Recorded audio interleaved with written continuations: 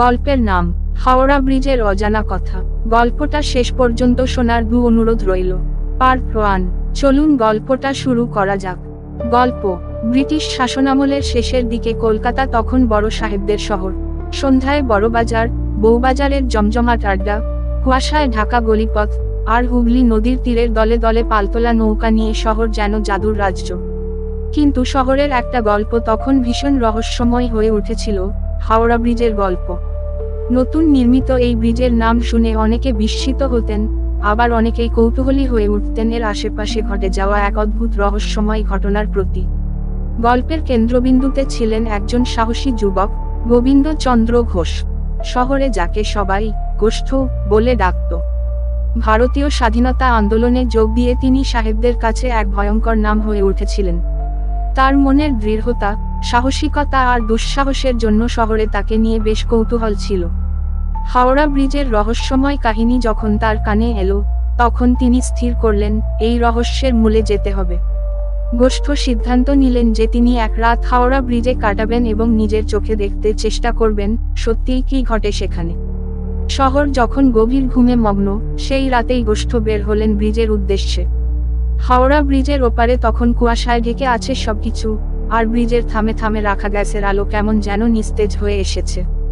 এমন ভৌতিক পরিবেশ দেখে গোষ্ঠের বুকটা একটু ধুকধুক করে উঠলেও তার সাহসিকতা তাকে থামতে দিল না। হাঁটতে হাঁটতে গোষ্ঠ ব্রিজের মাঝখানে এসে দাঁড়ালেন। সেই সময় ব্রিজের নিচ দিয়ে নদীর পানিতে চাঁদের আলো পড়ে কেমন একটা আলোর খেলা তৈরি করছিল। হঠাৎ তিনি অনুভব করলেন তার আশেপাশে ঠান্ডা বাতাসের একটা শিহরণ। গোষ্ঠ একটু অবাক হলেন। বাতাস কেমন যেন ভারী হয়ে আছে, এবং সে বাতাসে কেমন একটা অদ্ভুত গন্ধ, যেন কংক্রিটের সাথে রক্ত মিশে গেছে। হঠাৎ কুয়াশার ভেতর থেকে একটি ছায়ামূর্তি আবির্ভূত হলো। গোষ্ঠ দেখলেন ছায়ামূর্তিটি ধীরে ধীরে মানুষের আকার নিচ্ছে। সেটি যেন একজন ব্রিটিশ সিপাহীর মতো পোশাক পরা পুরুষ। তার চোখে এক শীতলতা, মুখে এক অব্যক্ত যন্ত্রণা। গোষ্ঠ সোজা তাকিয়ে রইলেন সেই অদ্ভুত ছায়াটির দিকে, ভীতু নন তিনি। অদৃশ্য সেই সিপাহী তার দিকে এগিয়ে এসে গভীর কণ্ঠে বলল, কেন এসেছো তুমি এখানে? গোষ্ঠ কিছুটা অবাক হলেন, কারণ ছায়ামূর্তি বাংলায় কথা বলছে। তিনি সাহসী কণ্ঠে উত্তর দিলেন, আমি জানতে এসেছি সত্যিই কি ঘটে এখানে। তোমাদের গল্প কি? সিপাহীর চোখে যেন কষ্টের ছায়া ফুটে উঠল। সে বলল, তুমি জানতে চাও আমাদের গল্প, আমাদের মৃত্যু, আমাদের কষ্টের গল্প শুনবে তুমি? গোষ্ঠ নীরব থেকে সম্মতি দিলেন। সিপাহী বলল, আমরা ছিলাম ব্রিটিশ রাজের অধীনে। আমাদেরকে হাওড়া ব্রিজের নির্মাণে বাধ্য করা হয়েছিল। তৃষ্ণায় কাতর, ক্লান্ত শরীরে কাজ করতে করতে অনেকে মৃত্যুবরণ করেছে। যারা মারা গিয়েছিল তাদের দেহগুলো ব্রিজের পিলারগুলোর মধ্যে কংক্রিটের সাথে ঢেকে ফেলা হয়েছিল। আমরা সেই পিলারগুলোর মধ্যে বন্দী। ব্রিজ আমাদের কবর, আমাদের কারাগার। গোষ্ঠ শিউরে উঠলেন। তিনি শুনেছিলেন এই ব্রিজ নির্মাণে অনেক শ্রমিক প্রাণ হারিয়েছিল, কিন্তু এতটা ভয়াবহ সত্য তার জানা ছিল না। সিপাহী আবার বলল, তুমি কি জানো হাওড়া ব্রিজের রাতে কেমন অনুভব হয়? এখানে আমাদের শ্বাস আটকে আসে, মুক্তির পথ নেই। আমাদের আত্মা দিনের বেলায় ঢেকে থাকে, কিন্তু রাত নামলে এই ব্রিজ আমাদের কষ্টের সাক্ষী হয়ে ওঠে। হাওড়া ব্রিজই আমাদের কবরস্থান, কিন্তু জীবিতদের সামনে এই কথা আমরা প্রকাশ করতে পারি না। গোষ্ঠের চোখে জল এসে গেল। তিনি বললেন, তোমাদের কষ্ট শুনে আমি মর্মাহত। আমি কিভাবে তোমাদের মুক্তি দিতে পারি? সিপাহীর চোখে এবার একটা নতুন আশার আলো ফুটে উঠল। সে বলল, শুধু শহরের মানুষদের আমাদের কথা জানিয়ে দাও। আমাদের কষ্টের গল্প বলো, যাতে তারা জানতে পারে কিভাবে আমরা এখানে বন্দী আছি। হয়তো মানুষের বিশ্বাস, প্রার্থনা আমাদের মুক্তি দিতে পারে। গোষ্ঠ ব্রিজের ওপর দাঁড়িয়ে প্রতিজ্ঞা করলেন, তিনি শহরের মানুষদের এই কষ্টের কাহিনী জানাবেন। এই আত্মাদের ভয়াবহ অভিশপ্ত জীবনের কথা বলে যাবেন, যতদিন বেঁচে থাকবেন। গোষ্ঠ সেই রাতে ফিরে এসে শহরের প্রতিটি গলিতে, প্রতিটি মহল্লায় হাওড়া ব্রিজের এই অভিশপ্ত ইতিহাস বলতে লাগলেন। অনেকেই তার গল্প শুনে শিহরিত হলো, কেউ বিশ্বাস করলো, আবার কেউ একে নিছক কল্পনা বলে উড়িয়ে দিল। তবে সেই রাতের পর থেকে হাওড়া ব্রিজ নিয়ে গোপন একটা কৌতূহল ছড়িয়ে পড়ল। রাতে কেউ আর সাহসে হাওড়া ব্রিজের কাছে ঘেঁষতে সাহস করত না, কারণ কুয়াশার ভেতর থেকে যখনই রাত গভীর হতো, তখনই যেন সেই আত্মাদের আর্তনাদ বাতাসে মিশে যেত, যেন গোপন এক সুরে বেজে উঠত, আমরা মুক্তি চাই। কয়েক বছর পরে ব্রিটিশরা ভারত ছেড়ে চলে গেল, কিন্তু হাওড়া ব্রিজের সেই আত্মারা থেকে গেল। তাদের কষ্টের গল্প শুধু কল্পকাহিনী নয়, সেই ব্রিজের পিলারে পিলারে যেন লুকিয়ে আছে শোষিত, নিপীড়িত মানুষের রক্তের সুর। বহু বছর পরেও হাওড়া ব্রিজের সেই অদ্ভুত কাহিনী কলকাতাবাসীর মুখে মুখে ফিরে ফিরে আসে, আর কুয়াশায় ঢাকা রাতগুলোতে এখনো কেউ কেউ বলে শুনতে পান সেই আত্মাদের আর্তনাদ, আমরা মুক্তি চাই। এর পরের অংশ, গল্পের নাম হাওড়া ব্রিজের অজানা কথা, পার্ট 2। গোষ্ঠ ঘোষের কাহিনী ছড়িয়ে পড়ার পর থেকে কলকাতার মানুষদের মধ্যে ভীতির সঞ্চার হয়েছিল। গোষ্ঠ নিজের চোখে দেখেছিলেন ব্রিজের সেই অভিশপ্ত আত্মাদের, আর সেই রাতের পর থেকেই তিনি যেন অস্থির হয়ে উঠেছিলেন। দিনের বেলায় তিনি স্বাভাবিক থাকলেও রাত নামলেই তার মুখে সেই রাতের কথাগুলো ফিরে আসতো, বারবার যেন কানে বাজতো আত্মাদের আর্তনাদ। গোষ্ঠ জানতেন এই আত্মাদের মুক্তি পাওয়া উচিত। তিনি বুঝতে পারছিলেন শহরের মানুষকে শুধু গল্প বলে মুক্তি দেওয়া সম্ভব নয়, কিছু বিশেষ কাজ করতে হবে। এই ব্যাপারে তার সাথে দেখা করতে এলেন আরেকজন স্বাধীনতা সংগ্রামী, রঘুনাথ মুখার্জি। রঘুনাথ বেশ বুদ্ধিমান ও সাহসী মানুষ ছিলেন। গোষ্ঠ তাকে সব কথা খুলে বললেন। রঘুনাথ চুপ করে শুনলেন, এরপর বললেন, গোষ্ঠ, এই আত্মাদের মুক্তি দেওয়ার জন্য আমাদের কোনো পুরাতন তন্ত্রমন্ত্রের সাহায্য নিতে হবে। শুধু কথায় কাজ হবে না। তখনকার দিনে অনেক পুরনো মন্দির আর সাধুদের কাছে তান্ত্রিক শক্তির গল্প শোনা যেত।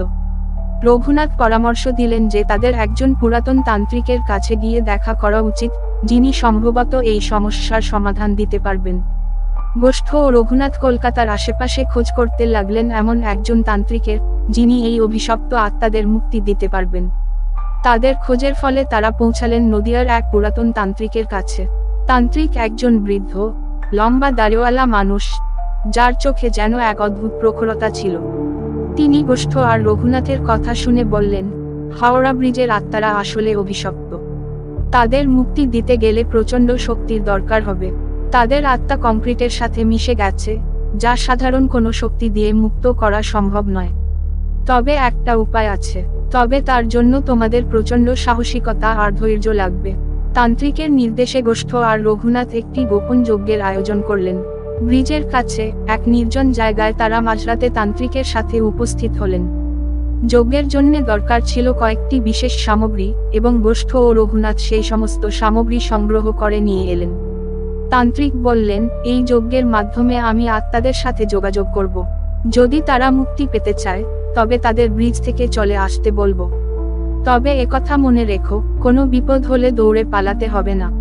নীরবে সবকিছু সহ্য করতে হবে। রাত গভীর হলে যজ্ঞ শুরু হলো। তান্ত্রিক মন্ত্রোচ্চারণ করতে শুরু করলেন।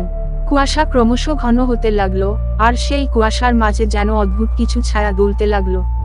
গোষ্ঠ আর রঘুনাথ অনুভব করলেন তাদের চারপাশে ঠান্ডা একটা বাতাস ঘিরে ফেলেছে, যেন তারা ভীষণ পুরনো এক রহস্যময় শক্তির উপস্থিতি অনুভব করছেন। হঠাৎ কুয়াশার মাঝে সেই ব্রিটিশ সেপাইয়ের ছায়া দেখা দিল। এবার শুধু সে একা নয়, তার সাথে আরো কিছু ছায়ামূর্তি হাজির হলো। তাদের চোখে হতাশা, মুখে অব্যক্ত কষ্ট।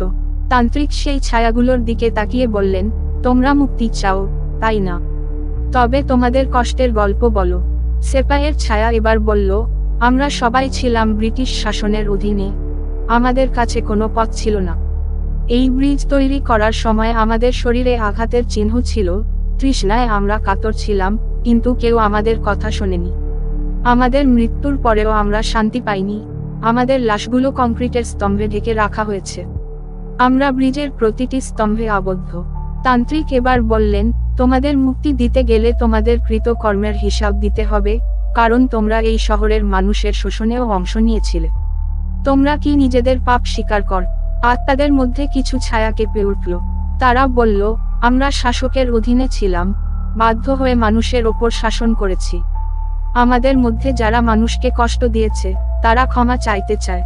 তান্ত্রিক মাথা নেড়ে বললেন, তোমাদের এই পাপ মুক্তি পেতে হলে এই যজ্ঞে আত্মসমর্পণ করতে হবে। মন্ত্রোচ্চারণ চলতে থাকলো, আর সেই সঙ্গে চারপাশে যেন বাতাস ভারী হয়ে উঠল। আত্মাদের এক এক করে যজ্ঞের ধোঁয়ার ভেতর মিলিয়ে যেতে দেখা গেল। তারা যেন ধীরে ধীরে তাদের যন্ত্রণার ভার ছেড়ে দিতে চাইছে। তান্ত্রিক বললেন, তোমাদের ব্রিজ থেকে মুক্তি পেতে হবে। এখানে আর তোমাদের অবস্থান করা উচিত নয়। এই শহর তোমাদের প্রয়োজন নেই। ফিরে যাও নিজের পথে। এক এক করে সেই ছায়ামূর্তিগুলো ব্রিজ থেকে আলাদা হতে শুরু করলো। তাদের কষ্ট, তাদের দুঃখ যেন ধীরে ধীরে মিশে যেতে লাগলো রাতের অন্ধকারে। শেষে যখন সবার মুক্তি হলো, তখন ভোরের আলো ফোটার কাছাকাছি সময়। তান্ত্রিক গোষ্ঠ ও রঘুনাথের দিকে তাকিয়ে বললেন, এখন ব্রিজে আর কোনো আত্মা নেই। তোমরা তাদের মুক্তি দিয়েছ। এই শহর আর এই ব্রিজ এখন শান্তিতে থাকবে। তবে মনে রেখো, যে ইতিহাস তোমরা জানলে, তা যেন কখনো না ভুলো। এই শহরের প্রতিটি প্রাচীরেই শোষণের গল্প রয়েছে। তান্ত্রিক চলে গেলেন, গোষ্ঠ আর রঘুনাথ সেই রাতের স্মৃতি নিয়ে শহরে ফিরে এলেন। হাওড়া ব্রিজ নিয়ে আর কোনো কুয়াশার গল্প শোনা যায় না, কিন্তু যারা এই কাহিনী জানেন, তারা জানেন যে হাওড়া ব্রিজ শুধু একটা স্থাপনা নয়, বরং একটা অধ্যায়, যেখানে মানুষের কষ্ট আর মুক্তির গল্প এক হয়ে মিশে আছে। গোষ্ঠ কলকাতার মানুষের কাছে সেই রাতের কথা বলেন এবং জানান যে ইতিহাসের সত্যটা যেন সবাই মনে রাখে। হাওড়া ব্রিজ তার নিজের গৌরব নিয়ে দাঁড়িয়ে আছে এবং তার প্রতিটি স্তম্ভ যেন সেই শোষণ, সেই লড়াই আর শেষ পর্যন্ত সেই মুক্তির গল্পের সাক্ষী। বন্ধুরা, গল্পটা এখানেই শেষ। গল্পটা যদি আপনাদের ভালো লাগে, ভিডিওতে একটি লাইক ও চ্যানেলটিকে সাবস্ক্রাইব করে দেবেন। আজকের মতো বিদায় বন্ধুরা।